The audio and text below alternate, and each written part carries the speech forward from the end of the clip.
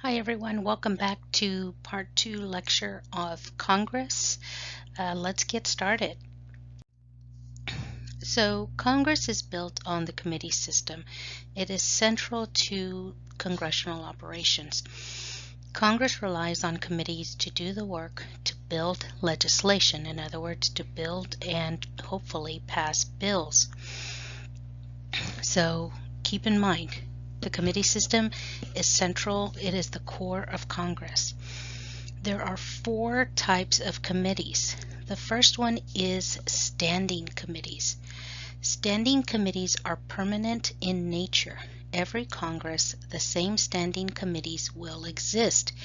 These committees have the power to propose and write legislation. The jurisdiction of each committee covers a particular subject matter such as finance, tax, trade, Social Security, and Medicare. Among the most important standing committees are those in charge of finances, such as taxation and trade. Appropriations committees also play important roles because they decide how much funding various programs will actually receive. The House Rules Committee allows debate time and floor amendments rules. Now, the next type of committee is select committees. Select committees are usually temporary legislative committees that are set up to highlight or investigate or address a particular issue not within the jurisdiction of existing committees. So these are temporary in nature. Joint committees, as their name suggests, are committees formed by members of both chambers of Congress. There are 4 of these committees, including economic, taxation, library, and printing. Now, the last set of committees are the conference committees. These are temporary joint committees created to work out a compromise on the House and Senate versions of a piece of legislation. These committees are important to reconcile differences between the House and Senate legislation. So when we have 2 pieces of the same legislation, say on the stimulus package, a conference committee will be put together in order to work out the differences between the House version and the Senate version. Now, how a bill becomes a law. I will not link over to the video that I want you guys to see here in the lecture, but I have set the link on Canvas. Please be sure you link over to how a bill becomes a law. It is a very nice little video that gives you the exact information you need to know on how a bill becomes a law. So be sure you watch the video. The link is on your Canvas module. Now, the rules for congressional procedure are important to the legislative process. These rules govern the process from the introduction of a bill, which is a proposed law that has been sponsored by a congressional member and submitted to the clerk of the House or Senate, all the way to the submission to the President for signature. Now, committee deliberation is the first step to pass a law.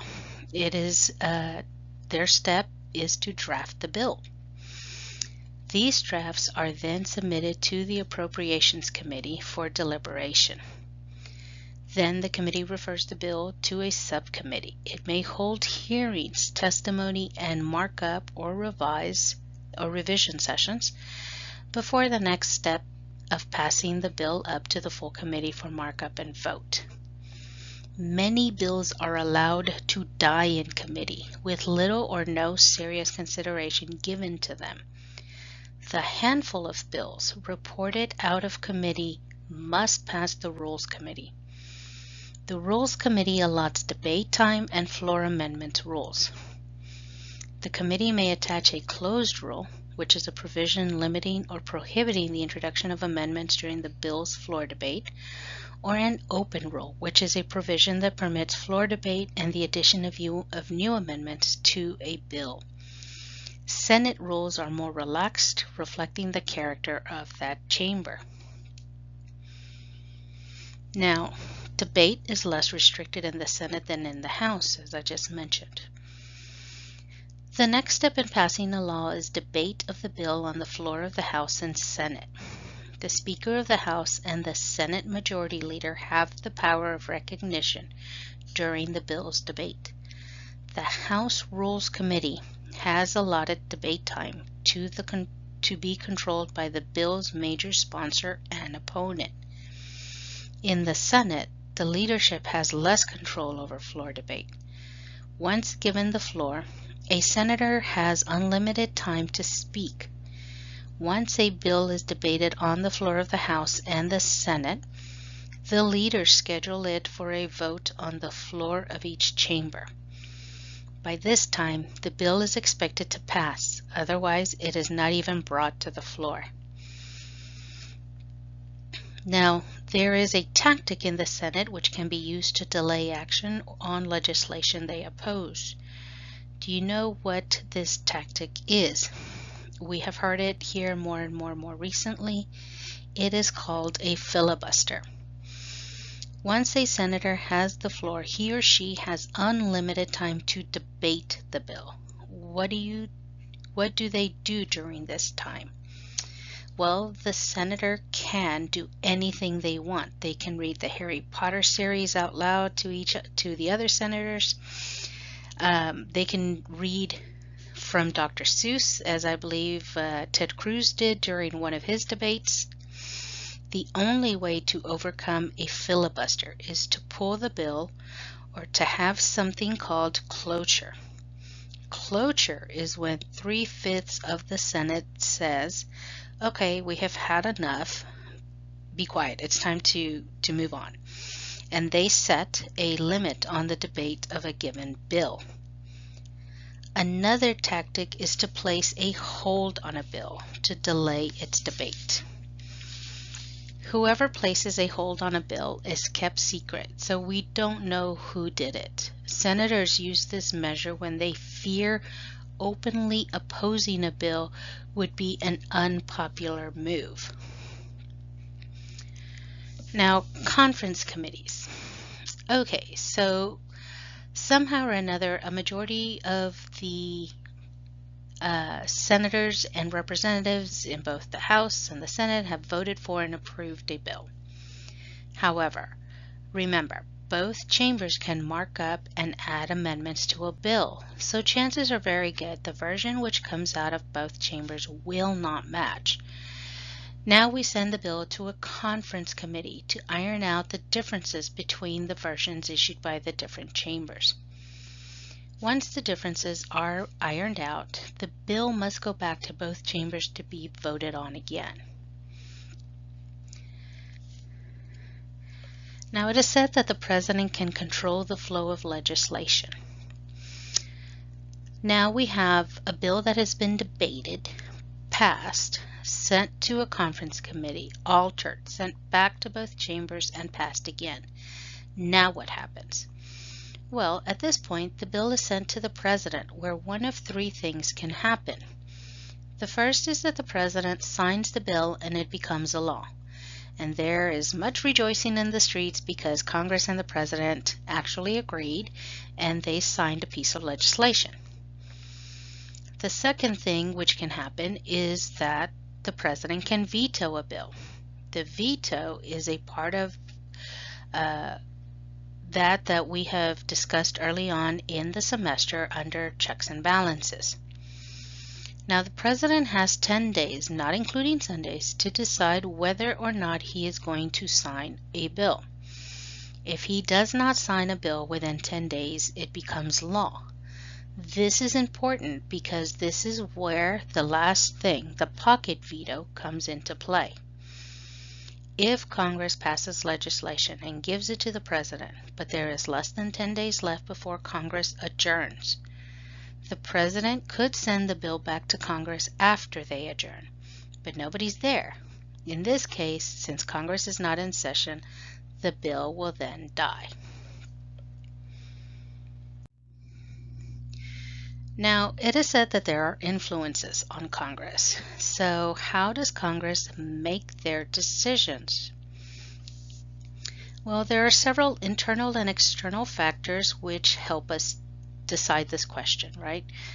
These can include the legislator's constituency, those that voted him into office, interest groups, and political parties as external factors, and of course party leadership and the president himself or herself as internal factors.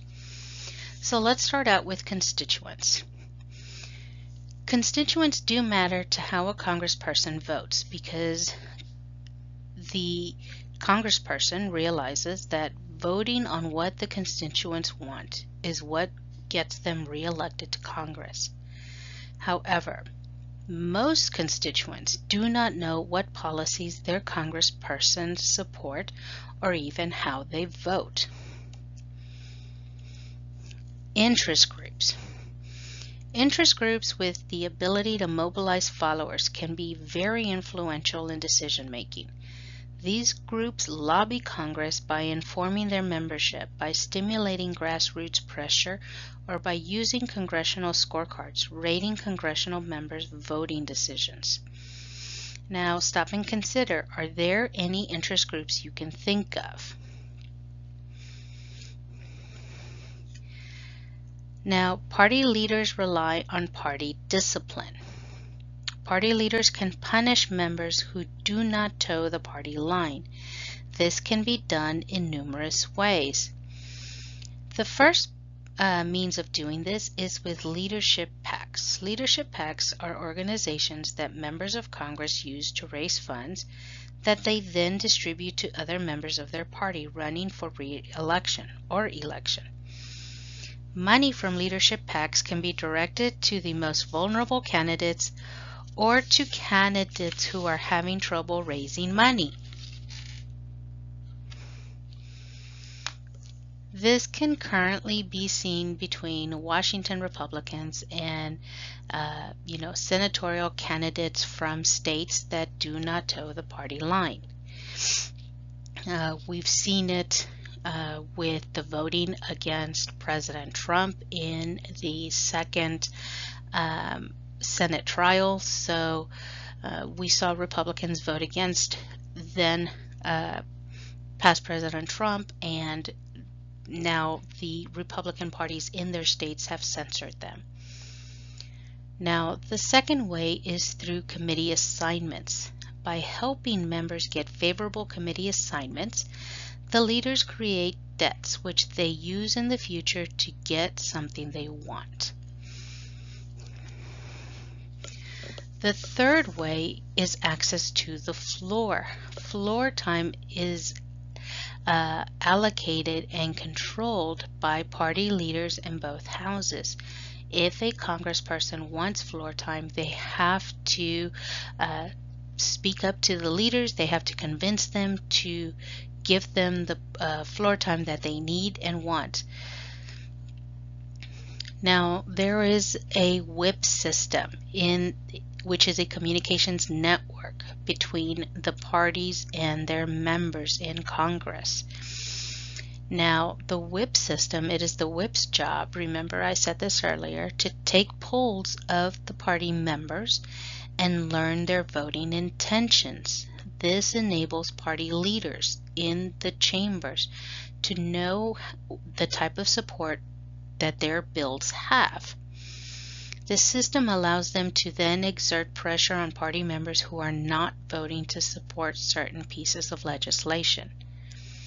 Another way to have support for a bill is called log rolling.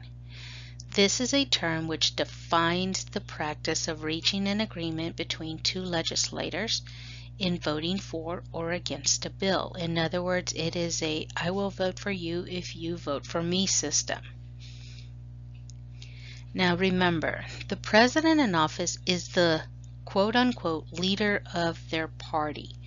So support of the president is critical for party loyalty, and party leaders are able to use this to rally members.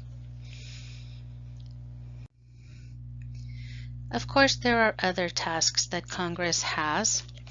Even though lawmaking is what Congress spends most of their time doing, there are other tasks which must be accomplished. One of those is that Congress oversees how legislation is implemented.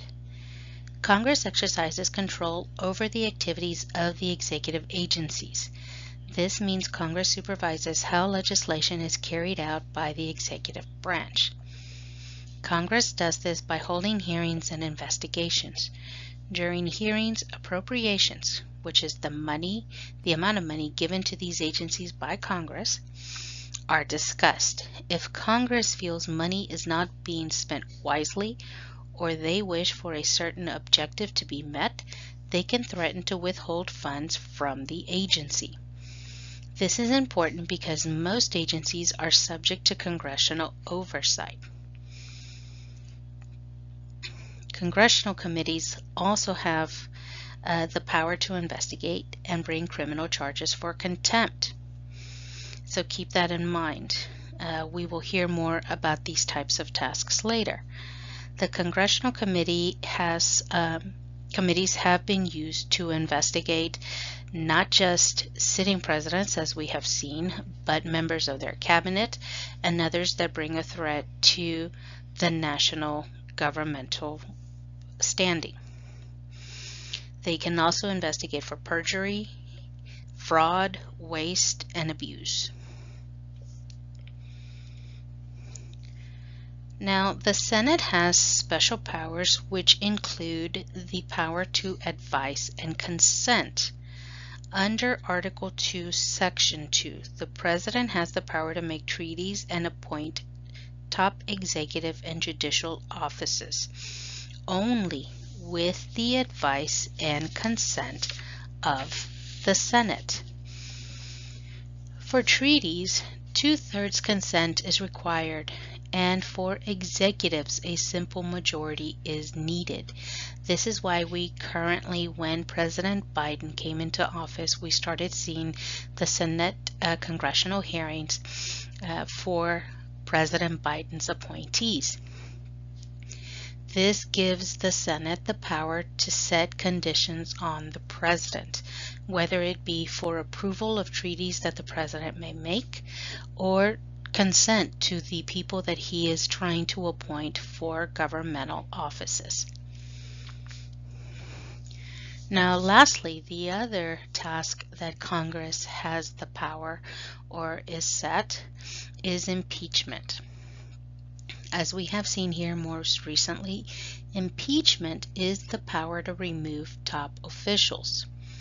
The formal charge of impeachment comes from the House of Representatives and is used when it is felt that a government official has committed treason, bribery, or high crimes and misdemeanors. The Constitution grants this power to Congress. The House acts as a grand jury by voting on whether to convict and forcibly remove the person from office.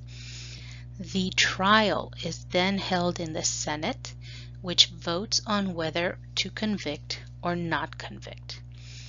This power was created as a safeguard against executive tyranny, which the framers feared. Lastly, we'll go over the qualifications to be a House member and a senator. So for the House, first you have to be a person that is at least age 25, have been a U.S. citizen for 7 years, live in the state that you would like to be elected from, and you will serve a 2-year term. For the Senate, the person running for office has to be at least age 30, have been a citizen for 9 years, live in the state that they are trying to be elected from, and they will serve a 6-year term. Now please note, neither the House members nor the senators have term limits. They can run and be re-elected any number of times so long as their constituents keep electing them. So keep that in mind for future topics and how this will come into play for the subjects that we will discuss when it comes to the executive branch, bureaucracy, interest groups, and political parties. So this is it for the second part of Congress. Be sure that you go onto Canvas and review the other information that I have set under this topic because it will all help you better be prepared for your exam. Until next time, see you then.